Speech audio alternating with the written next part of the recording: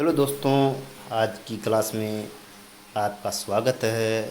तो आज हम इसके एग्ज़ाम जोन में आपका बहुत बहुत स्वागत अभिनंदन है। तो दोस्तों, आज हम पढ़ेंगे प्रकाश के टॉप 50 क्वेश्चन लाया हूँ आज आपके लिए PYQ। तो प्रकाश की चाल निर्वात में कितनी होती है? तो दोस्तों, इसमें ऑप्शन ए 3 × 10⁸ मीटर बटा सेकंड होती है। प्रकाश का कौन सा गुण माध्यम बदलने पर अपरिवर्तित रहता है? तो आवर्ती माध्यम बदलने पर अपरिवर्तित रहती है। अगला क्वेश्चन, प्रकाश का द्वैत स्वरूप किसे कहते हैं? तो तरंग कण स्वरूप को द्वैत स्वरूप कहते हैं। प्रकाश का वेग सबसे अधिक किसमें होता है? तो दोस्तों, निर्वात में सबसे अधिक होता है। अगला क्वेश्चन, ऑप्टिकल फाइबर में सूचना का संचार किसके द्वारा होता है? तो ये होता है दोस्तों, ऑप्टिकल फाइबर में प्रकाश तरंगों के द्वारा। वास्तविक प्रतिबिंब को प्राप्त किया जा सकता है? तो वास्तविक प्रतिबिंब को पर्दे पर प्राप्त किया जा सकता है। अगला, आभासी प्रतिबिंब कैसा होता है? तो आभासी प्रतिबिंब हमेशा सीधा होता है। चंद्रमा से आने वाले प्रकाश पृथ्वी तक लगभग कितने समय में पहुंचता है? तो 1.3 सेकंड में पहुंचता है। अगला, सूर्य का प्रकाश पृथ्वी तक पहुंचने में लगभग कितना समय लेता है? तो 8.5 मिनट का समय लेता है। रेटिना पर बनने वाला प्रतिबिंब होता है? तो दोस्तों, वास्तविक और उल्टा होता है। तो उल्टा और वास्तविक होता है। अगला, लाल रंग की तरंगदैर्घ्य कैसी होती है? तो सबसे अधिक होती है। बैंगनी रंग की तरंगदैर्घ्य होती है, तो बैंगनी रंग की तरंगदैर्घ्य सबसे कम होती है। अगला क्वेश्चन, रंगों का निर्धारण किया किससे होता है? तो दोस्तों, तरंगदैर्घ्य से रंगों का निर्धारण होता है। अपारदर्शी वस्तु का रंग किस पर निर्भर करता है? तो दोस्तों, यह परावर्तित प्रकाश पर निर्भर करता है। अगला क्वेश्चन, शंकु कोशिकाएं कोशिकाएं कौन सेल किससे संबंधित है? तो यह रंग दृष्टि से संबंधित है। प्रकाश का प्रकीर्णन किसके कारण होता है? प्रकाश का प्रकीर्णन किसके कारण होता है? तो वायुमंडल के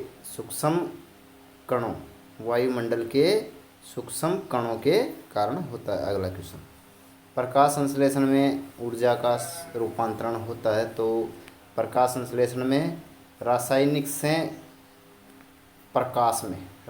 ऊर्जा प्रकाश ऊर्जा में बदलती है। सूर्य ऊर्जा का मुख्य स्रोत है? तो नाभिकीय संलयन इसका राइट आंसर होगा। अगला क्वेश्चन, प्रकाश का ध्रुवण सिद्धांत सिद्ध करता है कि प्रकाश एक अनुप्रस्थ तरंग है? तो अनुप्रस्थ तरंग इसका राइट आंसर होने वाला है। डॉपलर प्रभाव का उपयोग किसमें किया जाता है? तो डॉपलर प्रभाव का उपयोग गति में किया जाता है, गति मापने में। पराबैंगनी किरणों का अधिक प्रभाव किस पर पड़ता है? तो दोस्तों, इसका प्रभाव आँखों पर सर्वाधिक पड़ने वाला है। ऑप्टिकल फाइबर सामान्यतः किस पदार्थ का बना होता है? तो सिलिका कांच का बना होता है। अगला, प्रकाश के कण सिद्धांत का प्रतिपादन किसने किया? तो दोस्तों, इसका राइट आंसर होगा मैक्स प्लांक के द्वारा। कण सिद्धांत न्यूटन के द्वारा दिया गया। क्वांटम सिद्धांत, प्रकाश के क्वांटम सिद्धांत का प्रतिपादन किसने किया? तो दोस्तों, इसके चारों ऑप्शन गलत है। तो क्वांटम सिद्धांत मैक्स प्लांक द्वारा दिया गया। अगला क्वेश्चन, सफ़ेद प्रकाश कितने मूल रंगों के मिश्रण से बनता है? तो दोस्तों, ये तीन रंगों के लाल, हरा और नीला के मिश्रण से बनता है। प्रकाश के प्रकीर्णन के कारण आकाश का रंग कैसा दिखाई देता है? तो नीला दिखाई देता है। अगला क्वेश्चन, सूर्यास्त के समय सूर्य लाल दिखाई क्यों देता है? तो दिखाई देता है क्योंकि प्रकाश के प्रकीर्णन के कारण। इंद्रधनुष बनने का मुख्य कारण क्या है? तो अपवर्तन, परावर्तन एवं वर्ण विक्षेपण। अगला क्वेश्चन, प्रकाश का वर्ण विक्षेपण सर्वप्रथम किसने प्रदर्शित किया? तो दोस्तों इसका राइट आंसर होगा वर्ण विक्षेपण। तो वर्ण विक्षेपण किया दोस्तों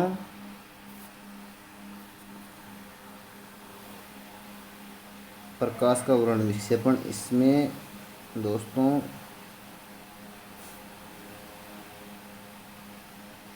वर्ण विक्षेपण सबसे पहले किसने किया? तो दोस्तों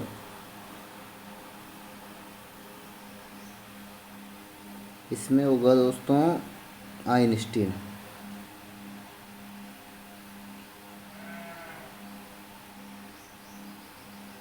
हाँ सही है। प्रिज्म से गुजरने पर श्वेत प्रकाश कितने रंगों में विभाजित होता है? तो 7 रंगों में विभाजित होता है। अगला क्वेश्चन, दृश्य प्रकाश में सबसे अधिक तरंगदैर्घ्य किस रंग का होता है? तो लाल रंग का होता है। दृश्य प्रकाश में सबसे कम तरंगदैर्घ्य किस रंग का होता है? तो बैंगनी रंग का होता है। अगला क्वेश्चन, ऑप्टिकल फाइबर किस सिद्धांत पर हेलो दोस्तों ऑप्टिकल फाइबर किस सिद्धांत पर कार्य करता है? तो पूर्ण आंतरिक परावर्तन पर कार्य करता है। चंद्र ग्रहण कब होता है? तो चंद्र ग्रहण कब होता है? तो दोस्तों चंद्र ग्रहण हमेशा पूर्णिमा को लगता है। अगला क्वेश्चन, सूर्य ग्रहण कब होता है? तो सूर्य ग्रहण हमेशा दोस्तों ऑप्शन ए अमावस्या को लगता है। चंद्र ग्रहण में पृथ्वी किसके बीच आ जाती है, बीच होती है? तो दोस्तों ये तो सूर्य, ये पृथ्वी और ये चंद्रमा।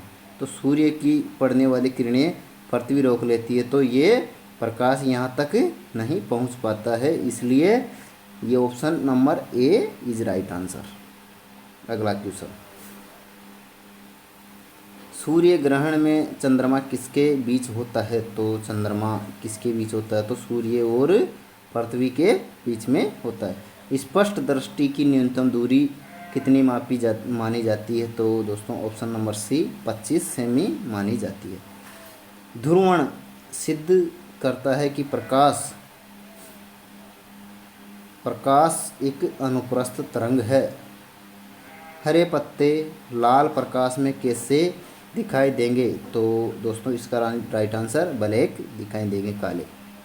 श्वेत प्रकाश किन रंगों का मिश्रण है? तो श्वेत प्रकाश 7 रंगों का मिश्रण है।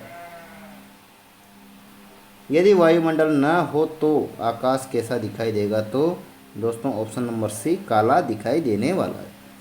बिजली की चमक पहले ही और गर्जना बाद में सुनाई देती है क्योंकि प्रकाश की चाल ध्वनि की चाल से अधिक होती है। Option B.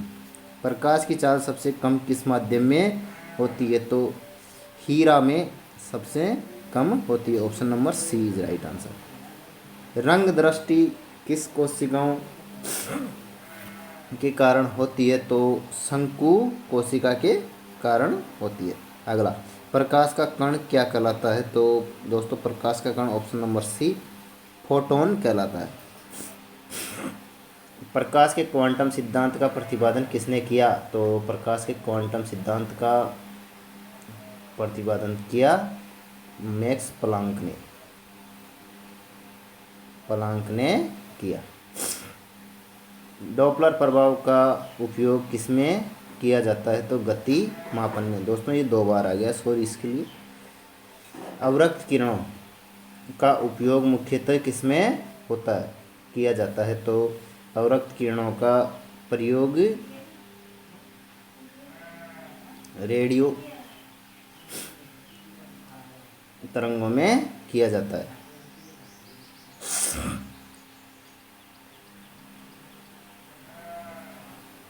सॉरी दोस्तों, ये किया जाता है दूरस्थ फोटोग्राफी में, दूरस्थ फोटोग्राफी में किया जाता है। तो क्वेश्चन नंबर 50, प्रकाश का वेग सर्वाधिक किस माध्यम में होगा?